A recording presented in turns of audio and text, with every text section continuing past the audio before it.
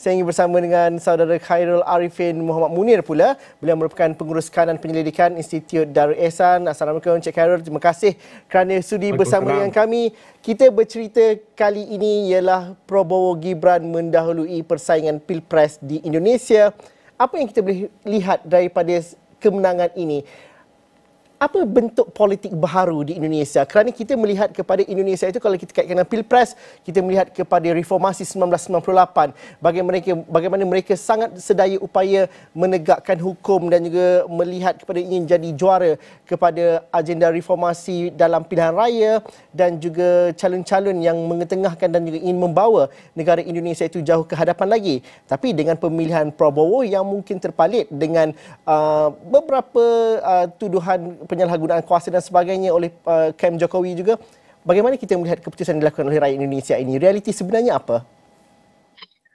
Saya melihat kalau inilah berdasarkan kepada keputusan, kerana kalau kita lihat based on rakan survey kami di kedai kopi, lembaga survey kedai kopi, yang telah pun membuat perhitungan hampir 85% undi yang dapat diperhitungkan. So dah leading about 55%. Jadi kemungkinan besar akan ada satu pusingan. Saya fikir pertamanya kalau kita lihat kepada isu-isu yang melatari pilihan raya ni adalah sama seperti mana di rantau ini masih lagi isu bread and butter dan kestabilan. Jadi masyarakat melihat bahawa gabungan Prabowo dan Gibran ini yang didokong oleh sedikit sebanyaknya presiden sendiri, dilihat mampu untuk membawa Indonesia yang lebih stabil daripada segi politik. Cumanya satu perkara yang menjadi cabaran mungkin adalah apabila kita nak melihat bagaimana nanti keseimbangan di dalam Dewan Legislatif. Ini kerana berdasarkan kepada beberapa quick count dan juga exit poll yang telah dibuat, nampak ada perbezaan di antara parti politik ini. Dukungan-dukungan parti yang bertentangan seperti mana PDIP sebenarnya nampak menguasai persentase kursi yang ke depan sedikit berbanding yang lain. Jadi yang ini saya lihat akan ada isu di situ yang melatari nanti soal legislatif dan juga kepada struktur yang memegang tampuk presiden. Kedua, kita tak boleh nafikan pasangan Prabowo dan juga Gibran ini menggabungkan elemen antara anak muda. Itu wujud. Kalau kita lihat dalam senarai pilihan raya daftar pemilih di Indonesia, kita dapati bahawa generasi milenial dan juga Gen Z ini hampir separuh. 33.60% adalah milenial, Gen Z tu 22.85%. Jadi dengan sikap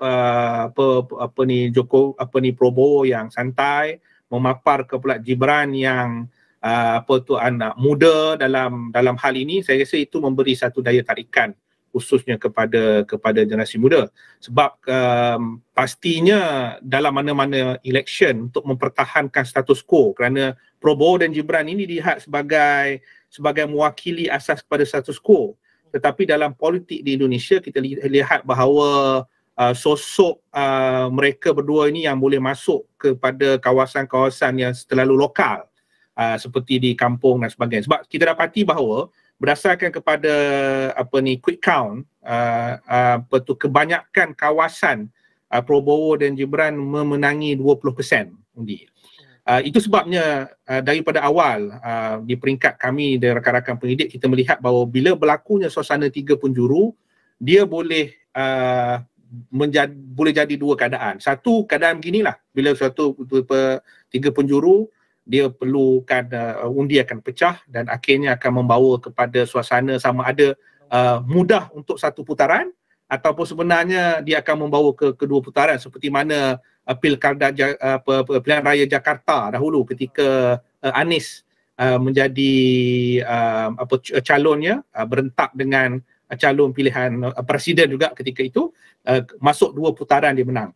Jadi saya fikir pastinya dalam hal ini berdasarkan kepada suasana yang ada, isu yang paling utama di sini adalah bagaimana nak mengurus pasca pilihan raya. Yang ini satu perkara yang cukup unik kerana dalam suasana pilihan raya di Indonesia bukan semata-mata calon itu, tetapi bagaimana calon itu nanti nak membentuk penguasaannya dalam konteks gabungan-gabungan parti dalam Dewan Legislatif nanti. Ini saya fikir antara perkara-perkara yang cukup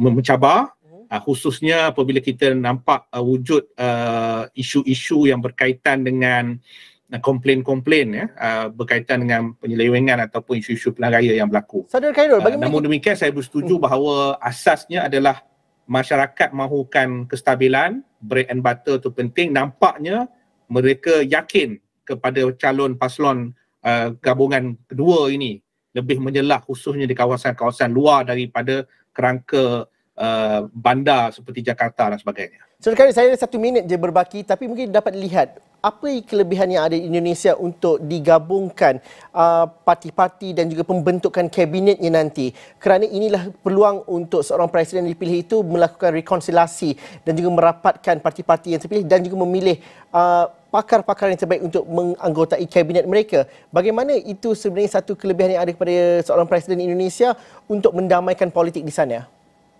Jadi yang ini uniknya ya, kalau kita lihat bagaimana kita belajar dalam pertikaian Prabowo dan Jokowi dulu, itu saya rasa paling berentak ya, sehingga kan ada adu domba kutuk mengutuk di antara satu kumpulan dan satu kumpulan yang lain. Tapi tidak pada kali ini, sedikit aman dan tenang ya. Jadi itu keperluannya untuk jiwa besar. Kalau ada jiwa besarnya pada Presiden Prabowo sendiri, kalau dia akhirnya dinobatkan pada Presiden untuk membuka ruang kerjasama yang lebih erat seperti mana yang pernah dilaksanakan oleh Presiden Jokowi untuk meraihkan kepelbagaian dari segi dalam pembentukan kabinet dan sebagainya. Tapi masih terlalu awal untuk menggambarkan keadaan sedemikian kerana ianya turut ditandai nanti bagaimana nanti corak kerusi-kerusi di Dewan Legislatif. Ini akan memberikan indikasi besar kita kepada corak permainan seterusnya dalam pembentukan kabinet. Okey, itu masih terlalu awal. Kita masih lagi melihat kepada keputusan apa ini. Terima kasih Saudara Khairul kerana sudi bersama kami dalam pemilu 2024 sehingga detik ini pada jam ini. Kalau saya lihat kepada kedai kopi survey, suara yang masuk quick count yang masuk 80.4%, 58.99% adalah berpihak kepada calon Prabowo dan juga Gibran. Itu setakat ini. Terima kasih Saudara Khairul. Terima kasih kepada anda yang menonton kami dalam pemilu 2024.